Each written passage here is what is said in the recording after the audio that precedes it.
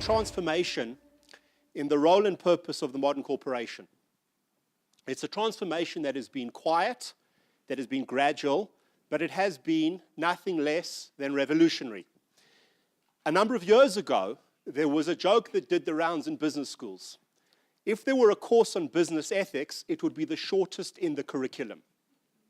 And that joke was really indicative of a particular view of the corporation as being no more than an amoral entity whose purpose is to maximize shareholder wealth.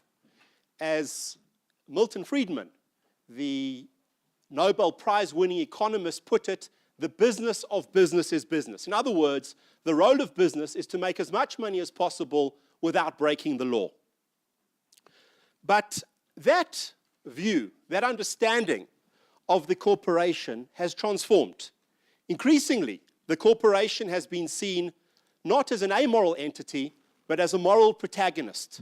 And of it, a series of broad questions are more and more being asked. What is our purpose? What values should guide our behavior?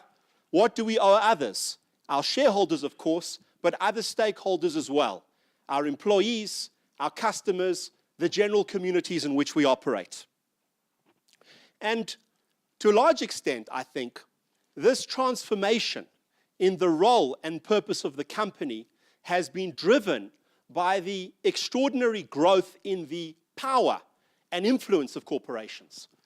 Mervyn King pointed out a few years ago that if you look at the 100 biggest economies in the world, 51 of them are multinational corporations as opposed to nation states.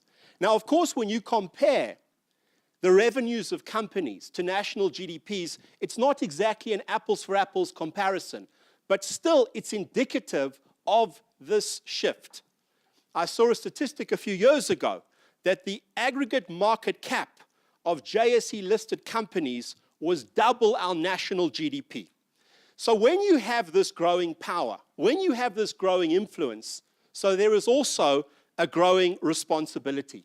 And this has shaped these new sets of expectations of the company. Now, this is very much, of course, a global trend, and I wanted to mention it because it gives, in a way, the context for our work with the ethics and governance think tank at GIBS.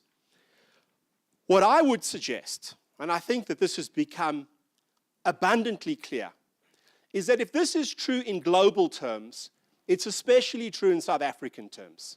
And this is because the challenges that we face, the problems that we are confronted with, enormous social and ethical problems, they threaten the conditions for the success of business.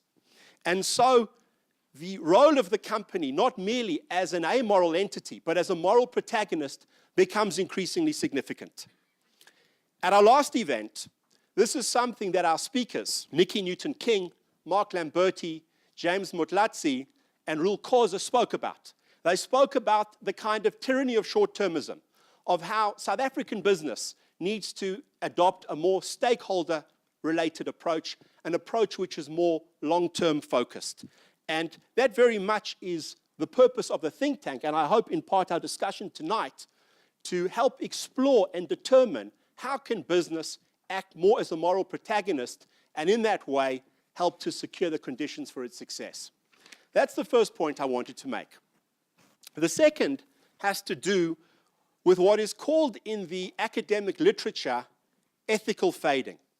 And basically, what this means is that the way we identify things, the way we classify things, the way we talk about things, that determines how we view them.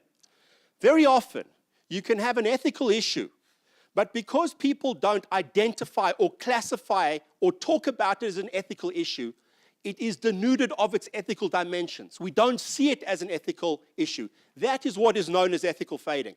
There's a sinister example of that, which was Albert Speer, who was the Minister of Armaments and War Production in Nazi Germany, and was one of Hitler's closest advisors. And he spoke about how he labeled himself as an administrator.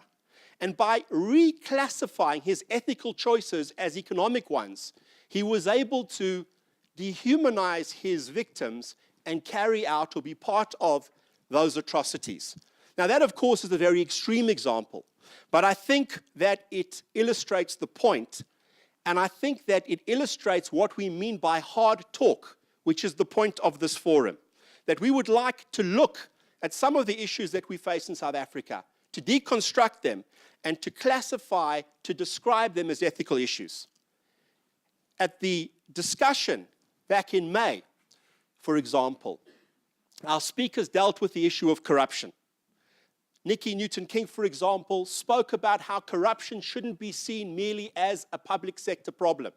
Rul Khoza spoke about how in every corrupt transaction there is both a corruptee and a corruptor, and business needs to recognize its responsibility. Mark Lamberti spoke about how you need to use the levers of hiring, firing, and promoting to affect ethical conduct within the organization. But there's a question of how you go beyond that, how business can play a more proactive role, a broader role in dealing with corruption in society. And in that vein, Nikki spoke about how business needs to more publicly support those moral heroes, the Thuli Madonsela's of South Africa, and to really give them the backing that they need.